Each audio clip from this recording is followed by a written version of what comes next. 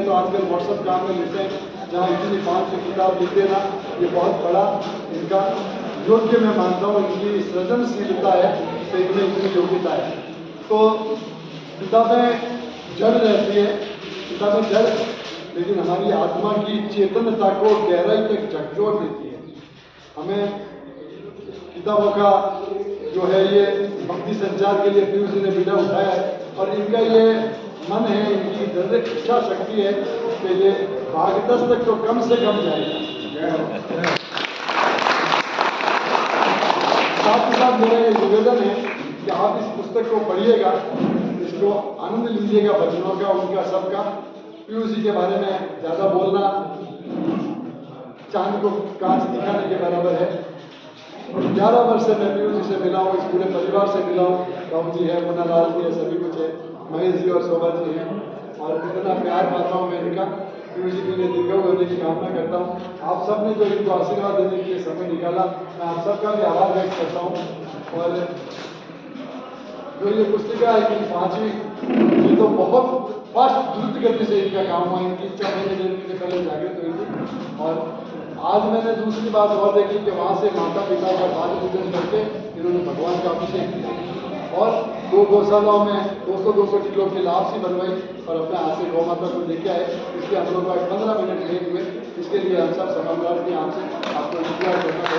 लेकिन अच्छे कार्यक्रम के लिए प्रतीक्षा में भी आनंद होता है, प्रतीक्षा भी आसान नहीं होती। और अब मैं पीयूष जी से स्वयं से निवेदन करूँगा कि इस पुस्तक के बारे में कुछ भाव प्रकट करें।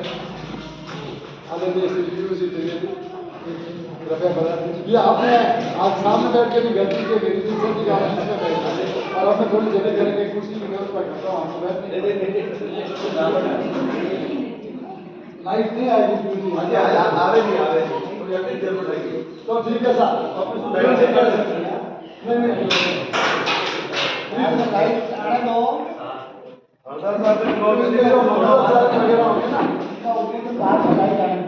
और अबे पीयूष जी तो कोई की नहीं बिगाड़ सके, किंगल बैठा है। नहीं बिगाड़ सके, कोना के साया मार सके न कोई, जो जग में नहीं हो।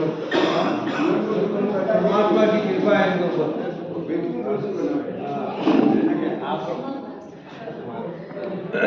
आदरणीय वासुदेव जी साकला साहब से निवेदन करूंगा कि पीयूष जी को हास्य व्यसन में 2 शब्द है। आप वहीं से मंच उपस्थित महानुभाव, मातृशक्ति,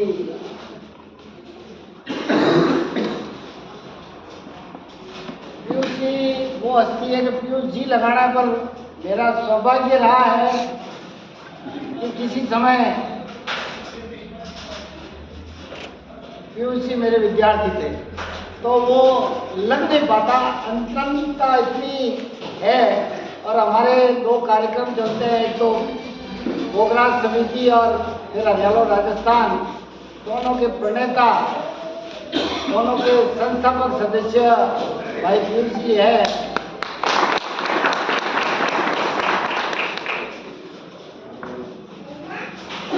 बहुत समर्थवान व्यक्ति के लिए जब बोलने की बात आती है तो शब्दों की कमी हमेशा लगती है, और मैं तो वैसे भी गणित का विद्यार्थी हूँ।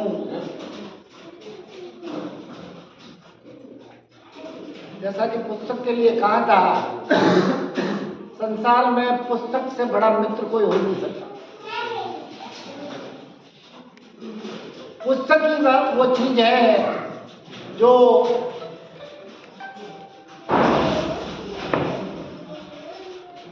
हमको अकेले बैठे ही बहुत कुछ दे जाती है। और इन 5 पुस्तकों, ये जो 5वीं पुस्तक है, उसमें जो आपने अपने प्रस्तुत किए, मैं एक निवेदन भी करना चाहूँगा इस समय कि हम जब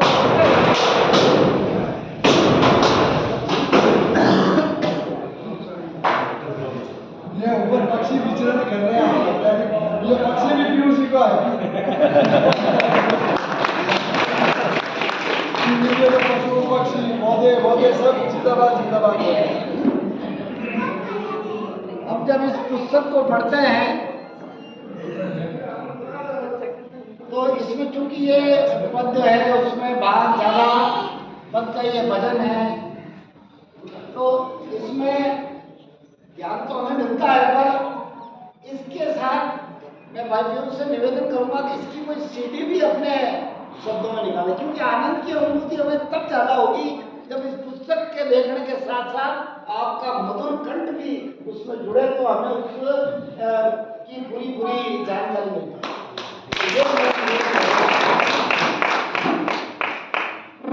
और उसके अलावा मैं हमेशा ही मेरे मित्र को, अनुज को, भाई महेश जी को और शोभा जी को इस अवसर पर धन्यवाद देना चाहता हूँ कि आपने ऐसा पुत्र रख दिया, इस समाज को दिया, इस क्षेत्र को दिया, कि जिसकी वजह से ये पूरा क्षेत्र, भाई राउदयाल जी ने कहा हमारे समाज में थोड़ा विस्तृत जाना चाहता। ये समाज आपका ब्राह्मण समाज नहीं, ये पूरा सकल क्षेत्र है, जो सोजत मारवाड़ क्षेत्र है।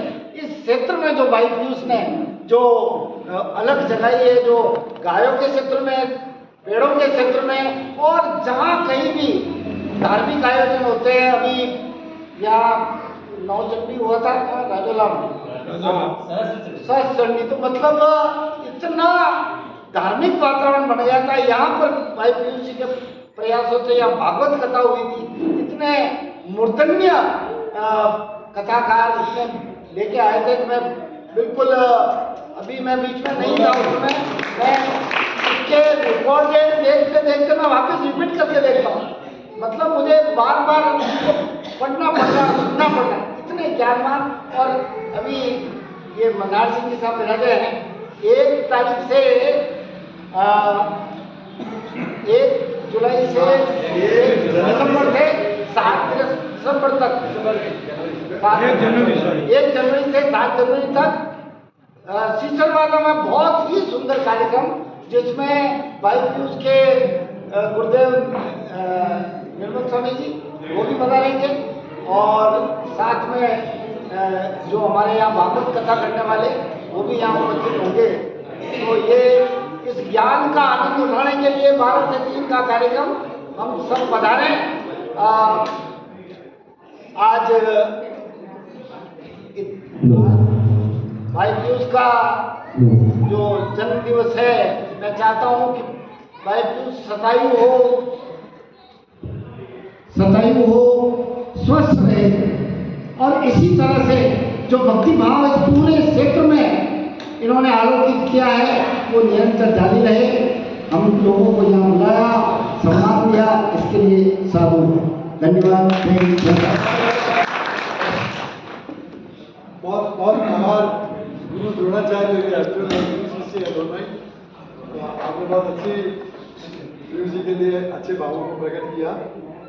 मैं निवेदन करूंगा नाहर सिंह जी से 4 से वचन।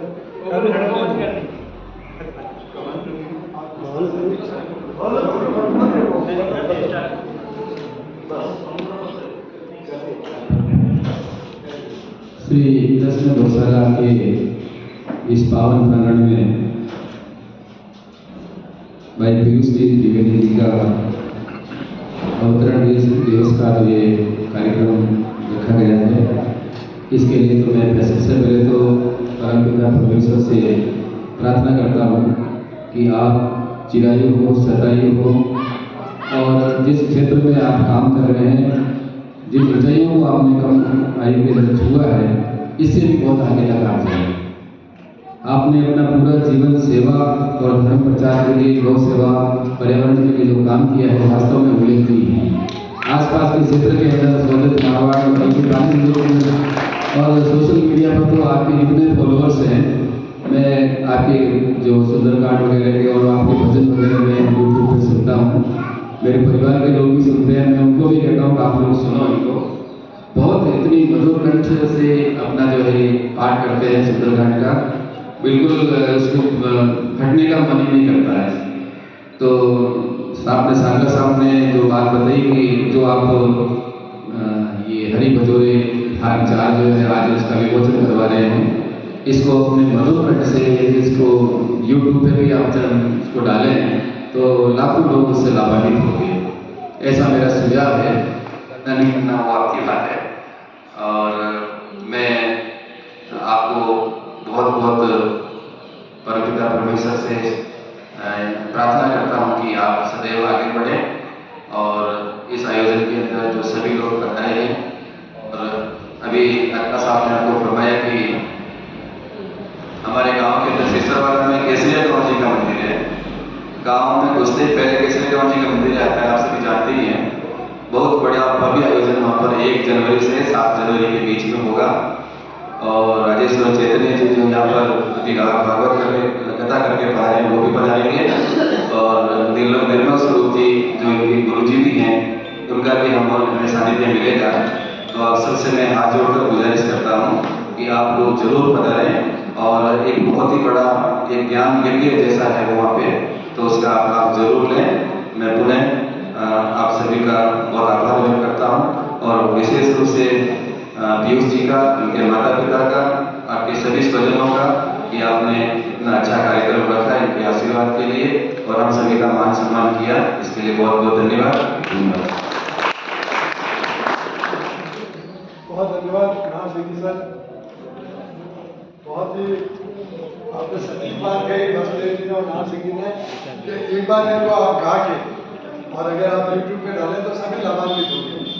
यद्यपि इसके लिए इनको समय इनका तो इतना मतलब बिजी शेड्यूल रहता है। कई बार मैं पहले क्या करता था कि उसे आप फोन ही नहीं उठाते, फिर मुझे पता चला कि उनके पास इतने डाले अपनाए हुए हैं। अभी भी बैठे बैठे दिमाग में आगे की कुछ प्लानिंग चल रही होती है और वो चलता रहता है।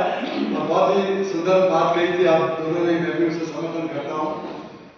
मैं एक बात बार बार कहता हूँ, भले इसमें 2 मिनट लगे, आज फिर कहूँगा कि धन्य है वो माता पिता जिन्होंने इस संतान को हम लोगों के बीच छोड़ा है। हमारे सबकी सम्मान करते हैं, प्यार करते हैं और इतना नैसर्गिक काम करते हैं, नेचुरल काम करते हैं। अभी खंडर ऊपर हुआ था ना, तो पशु पक्षी गाय माए सब इनको अवतरण दिवस की बधाई। मैं निवेदन करूंगा मोदी साहब से कि उसी को आशीर्वाद चले।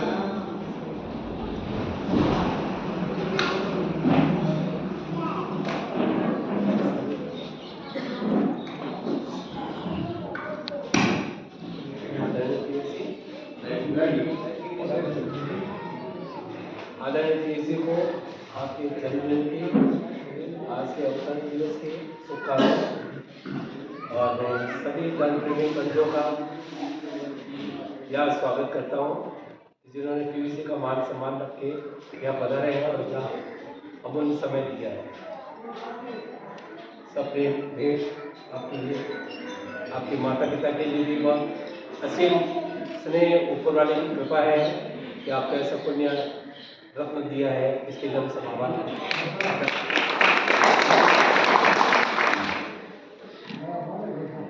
तुलसीदास जी के लिए लोग क्या कहते थे कि गोद लिए तुलसी गिरे के तुलसी सो सुत होए, और आज हम कहेंगे पीयूष सो सुत होए। पीयूष का मतलब मोदी साहब आपने जो बताया गाने का नाम तो पीयूष का मतलब होता है अमृत। और ये जब बोलते या गाते हैं तो अमृत नहीं बरसाते। अभी लाइट आएगी शानदार तरीके से इनका मंत्रोच्चारण होता है। कितनी तो इनकी स्मृति, कितनी इनकी याददाश्त है। मुझे कोई बात कहनी होती है तो मैं दूसरी बात तीसरी बात कहता हूँ तो भूल जाता हूँ मैं शुरू कहाँ से हुआ था। पीयूष जी का जब कोई होता है भजन संध्या का कार्यक्रम वगैरह तो ये पहली बात में कोई दूसरी कथा सुनाते हैं, तीसरी सुनाते हैं, वापस पहले कोई पता नहीं कैसे आ जाते हैं। आपने महंगा कुछ बोला हो सकता है कि कोई हिल नहीं सके, कोई ध्यान नहीं दो, कोई गया देख लीजिए अचानक बनाना। पोखरराम जी से मैं निवेदन करूंगा आशीर्वचन पीयूष जी को।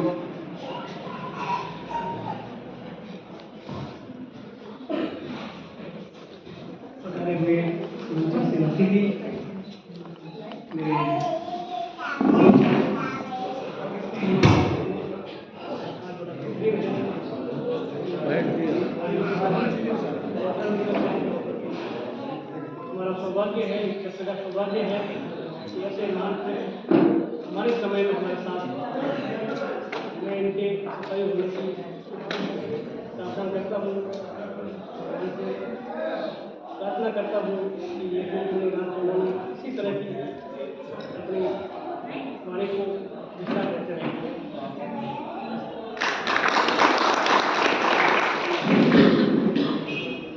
बहुत धन्यवाद मकरान जी साहब आपका। और आपको तो मैं हकीकत में देखता हूँ, आप सब जुड़े हुए रहते हैं जैसे। अब मैं उधर इतना दूर क्यों जाऊँ, मैं सोने से निकल गया। आशीर्वाद तो देना पड़ता है। लाइट आएगी सर, लाइट आएगी, बोलो आ जाओ। लाइट आएगी,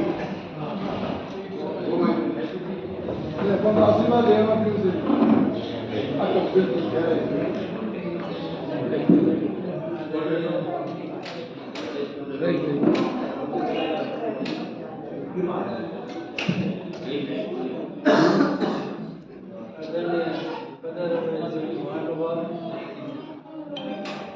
आज हमारे पूर्व वक्ताओं ने पीयूसी के बारे में और कहा, हमारे सबकी तरफ से बहुत जल्दी वो प्रयास करें।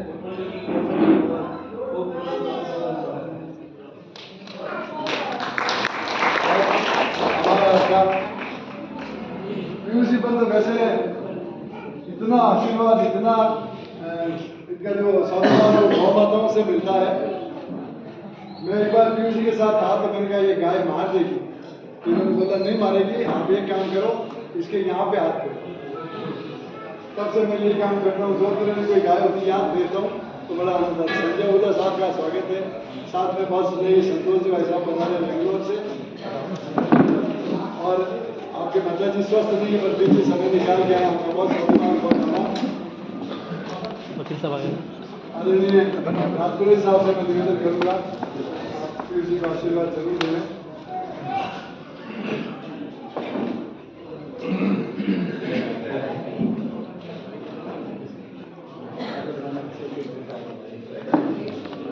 चालू कर दो।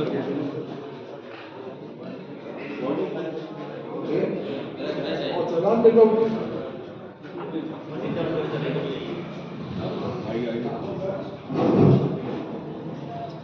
हेलो, सबसे पहले मैं सरस्वती वंदन करूंगा। सामाजिक मंच, राष्ट्रीय पदाधिकारी पितापुरी बुजुर्गों, माता भाई बहनों, मुझे आज बहुत खुशी है कि मुझे भी इस अवसर पर बुलाया गया और पीयूसी को मेरी तरफ से जन्मदिन की हार्दिक शुभकामनाएं और बधाई, और इनके माता पिता को भी मेरी तरफ से शुभकामनाएं। जैसा एक बच्चों पैदा किया, बाकी हमारा नाम तो आपको ही पता है, शहर में सुरक्षा बनी है और अपराधियों भय है और जनता में विश्वास है। मैं यही विश्वास करता हूँ और आपकी भय विश्वास होगी और आपके भी हमेशा पंक्ति पर रहता हूँ। हमारे लायक कोई भी सेवा हो जरूर फरमाएं और पीयूसी की लंबी उम्र हो, यही आशा करता हूँ। जय हिंद। आपने सुन लिया ना, आपने भी बहना चाहिए, कोई जाएगा नहीं भोजन किए बिना चाहिए। मैं अब लाइट है तो फिर से आपका मैं कुछ बोलना चाहूँगा। बाकी माधव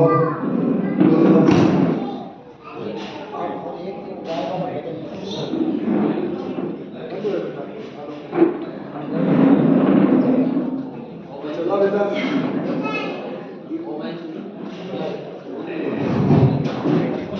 आप अंतर्मुख होकर सुनिए, पीयूसी बोलते रहते हैं, इच्छा होती है सुनते हैं।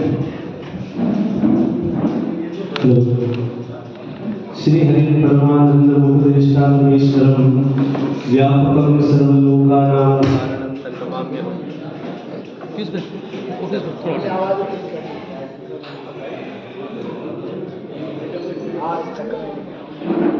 बोलिए गौ माता की सत्य सनातन धर्म की, भक्त वत्सल भगवान की, श्री हरि परमानंदम उपदेष्टारमीश्वरम व्यापकम सर्वलोकानां कारणं तं नमाम्यहम्। ध्येयं सदा परिभवग्नमभीष्टदोहं तीर्थास्पदं शिवविरिञ्चिनुतं शरण्यं भृत्यार्तिहं प्रणतपाल भवाब्धिपोतं वंदे महापुरुषते चरणारविंदम वर्णानामर्थसंघानां रसानां छंदसामपि मंगलानांच कर्तारौ वंदे वाणी विनायकौ मूकं करोति वाचालं पंगुं लंघयते गिरिं यत्कृपातमहं वंदे परमानंद माधवम सिय राममय सब जग जानी करहूँ प्रणाम जोरि जुगपानी। आप सभी लोगों ने विशेषतः मंचस्थ और सामने समक्ष मेरे विराजमान आपकी आत्मीय उपस्थिति, आपका वात्सल्यपूर्ण स्नेह, आपकी हृदय से गौ के प्रति श्रद्धा, संत विप्रों के प्रति जो श्रद्धा है, उसी का परिचय आप लोगों ने अपनी उपस्थिति के माध्यम से यहाँ दिया। तो ये जो ताली आपने बजाई है वो आप अपने आप के लिए बजाइए, क्योंकि वास्तव में रामचरितमानस में एक चौपाई है, परहित बस जिनके मन माही तिन कहूँ जग दुर्लभ कछु नाई। ये बात मेरे मन की नहीं है, ये बात गोस्वामी तुलसीदास जी ने कही है। और गोस्वामी तुलसीदास जी लिखते हैं कि नाना पुराण निगमागम सम्मतम यद इति रामायणम, कि मैंने जो ये रामचरितमानस लिखी है वो कई वेदों का, कई पुराणों का जो है सार रूप मैंने चौपाई के रूप में लिखा है, ताकि हर व्यक्ति की परिणति संस्कृत में नहीं होती है, हर व्यक्ति वेद के गूढ़ तत्वों को नहीं जान पाता है। इसलिए कलयुग के जीवों को सरलता से धर्म की शिक्षा देने के लिए रामचरितमानस का उन्होंने जो है निरूपण किया। और उसी में उन्होंने ये पंक्ति लिखी है कि परहित बस जिनके मन माही तिन कहूँ जग दुर्लभ कछु नाई।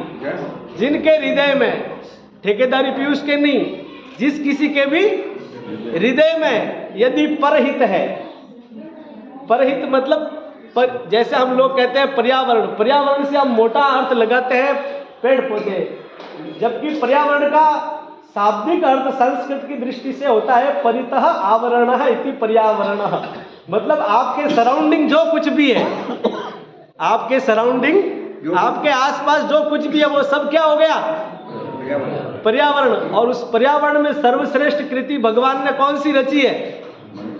मनुष्य की। और मनुष्य नर तन पाई विषय मन देही पलटि सुधाते सट विष लेही। तुलसीदास जी ने अन्यत्र यह लिखा है कि मनुष्य जैसा दुर्लभ जीवन पाकर के यदि हम एक दूसरे की चुगली, कानाफूसी, निंदा, स्तुति, इधर उधर डोलने में ही समय हम नष्ट कर दें तो समय बहुत थोड़ा है। आप ये मत सोचिए, सांसों का बिल्कुल भरोसा नहीं है, किसी को कितनी आयु मिलेगी। क्षण भंगुर जीवन की कलिका कल प्रात को जान खिली न खिली, मलयाचल की शुचि शीतल मंद सुगंध समीर मिली न मिली, कलिकाल कुठार लिए फिरता तृण नृम से चोट झिली न झिली, कहले हरिनाम हरि रसना फिर अंत समय में मिली नहीं। तो असारे खलु संसारे सार में तत् चतुष्टयम काशीवासः सताम संगः गंगाम्बः शिव पूजनम। एक विद्वान ने एक श्लोक में जीवन के 4 महत्वपूर्ण बिंदुओं को समाहित किया, वो आप सभी लोग ध्यान से सुने। मोबाइल को बंद कर दीजिए। कि ये जो संसार है ये असार है, ये श्वास कब धोखा दे जाए कोई गारंटी भाई है क्या? कोई गारंटी नहीं है। जो श्वास हमने ली है वो आएगी बाहर, या जो बाहर है वो भीतर जाएगी, इसकी कोई गारंटी नहीं है। तो ऐसे में हमें करना क्या चाहिए? ऐसे में हमें ये करना चाहिए, गतः शोको न कर्तव्य भविष्ये नैव चिंतयेत् वर्तमानेषु कार्येषु प्रवर्तन्ते विचक्षणाः। 2 चीजों ने व्यक्ति के वर्तमान पे आक्रमण किया है। वर्तमान पे आक्रमण किया है, एक तो बीते का अफसोस और एक भविष्य की चिंता। इन 2 चोरों ने वर्तमान के ऊपर आक्रमण किया है। तो हम इन दोनों चोरों से सावधान रहना है और अपने वर्तमान को संवारना है। आपको हम एक बात बताएं, ज़्यादा अनुभव तो हमारा है नहीं, हम तो आपके सामने बालक के समान है, लेकिन तब पर भी थोड़ा बहुत जो भी गुरु कृपा से संत महापुरुषों की सन्निधि में रहने से जो सीखा है उसको हम आपको बता रहे हैं। क्योंकि वादे वादे जायते तत्वबोध, वाद वाद में ही तत्वबोध हो जाता है। खटवांग नाम का एक राजा हुए, शास्त्रों में उदाहरण है, जिनको मुहूर्त में ही, केवल मुहूर्त में, एक मुहूर्त में ही उनको भगवत की प्राप्ति हो गई। छोटा सा हो जीवन चाहे लेकिन सुंदर और सफल हो। बहुत लंबा जीने का फायदा नहीं है, गुणवत्ता युक्त जीने का फायदा। कहते हैं ना, हमारे यहाँ कहावत है, बड़ा भया तो क्या भया, जैसे पेड़ खजूर पंछी को छाया नहीं बल लागे। तो लंबे जीवन का कोई ज्यादा मायना नहीं है, मायना है सार्थक जीवन का। लंबा जीवन नहीं जिया आद्य गुरु शंकराचार्य ने शरीर की दृष्टि से, लंबा जीवन नहीं जिया स्वामी विवेकानंद ने, लंबा जीवन नहीं जिया स्वामी करपात्री जी ने, लेकिन आज भी उनकी अमर गाथाएं गाई जा रही है। क्योंकि छोटा सा हो जीवन चाहे लेकिन सुंदर और सफल हो, लाभ नहीं ऐसे जीवन का जो लंबा पर निष्फल हो। शास्त्र कहते हैं, ये बातें कोई मेरे मन की नहीं है, सभी बातों को पहले से कहा जा चुका है। कोई बात ऐसी नहीं है जो मुझे नहीं कहनी है, नया मुझे कुछ भी नहीं कहना है। बस उन्हीं शास्त्रों की बातों को बदल बदल के अपनी अपनी स्टाइल में, अपनी अपनी शैली में, अपने अपने अनुभव से लोग उसको कहते हैं। अब बताओ, रामचरितमानस का पाठ इतने लोग करते हैं, लेकिन सब लोग करते हैं, लेकिन सबकी शैली अलग अलग होती है, सब में रस की निष्पत्ति अलग अलग होती है। गीता का पाठ, भागवत की कथा कई वक्ता करते हैं, लेकिन सबके सुनने का हमें एक अलग अलग अनुभव होता है। कथा के श्लोक थोड़े बदलते हैं, रामचरितमानस की चौपाइयाँ नहीं बदलती है, लेकिन गाने वाले का, बोलने वाले का वक्तव्य, जो वक्ता होता है उसका जो अनुभव होता है, उसकी जो तारतम्यता होती है, उसकी जो भाव प्रवीणता होती है, उसी के आधार पर वह व्यक्ति के ऊपर उतना प्रभाव छोड़ती है। कहा गया, मुहूर्तम ज्वलितम श्रेयो न च धूमायितम चिरम। ये सुभाषित में और शास्त्रों में ये बात कही गई है कि थोड़ी देर के लिए जलना तो जल जाना, लेकिन लंबे समय तक धुआं मत फेंकना। समझ में आएगी नहीं आई? तो थोड़ी देर की जो चिंगारी होगी, जो होगी, वो आप्लावित तो करेगी, वो कम से कम थोड़ा उजाला तो करेगी। जीवन भर जीते रहना, बेकार जीते रहना, आलस मंडराता रहे, हम कुछ करे नहीं, निठल्ले बने रहे, एक दूसरे की निंदा करे, धुआं देते रहे, तो उससे कुछ लाभ होने वाला मुहूर्तम ज्वलितम श्रेयो, एक मुहूर्त भी जलना श्रेष्ठ है। न च धूमायितम चिरम, लंबे समय तक धुआं देने की अपेक्षा। धुआं देने से अभिप्राय है कि अनर्थकारी जीवन हमें जीना मंजूर नहीं है। संघर्षों में कटता है तो कट जाए सारा जीवन, बात बात में समझौता मेरे बस की बात नहीं है। ऐसा एक अपना सिद्धांत होना चाहिए, एक अपना एक भाव होना चाहिए। हर चीज की एक प्रवीणता होती है। ऐसा नहीं है कि व्यक्ति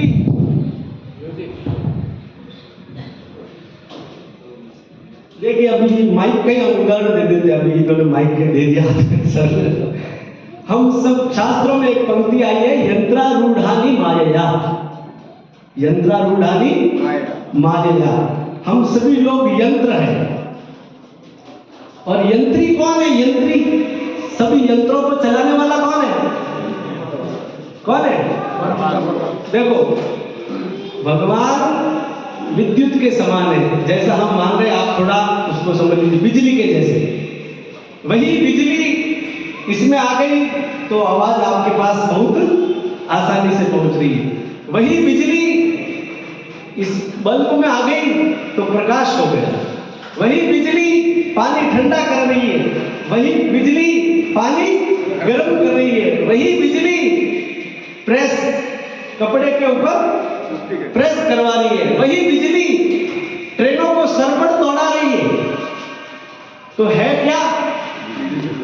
बिजली।